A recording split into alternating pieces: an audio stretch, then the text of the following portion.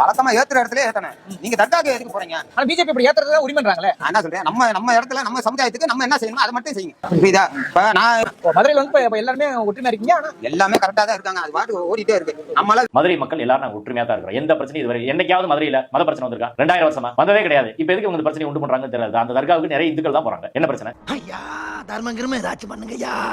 Follow பண்றியாடா பாடி ஸ்டுடா அடிச்சு பல்லனா கேட்டு இந்த கிட்டப்ல என்னைய கண்டுபிடிக்கவே முடியல. அவனை காணாமே மொழியை பிதிக்கிட்டு வேண்டா கேடி ஸ்டுடா.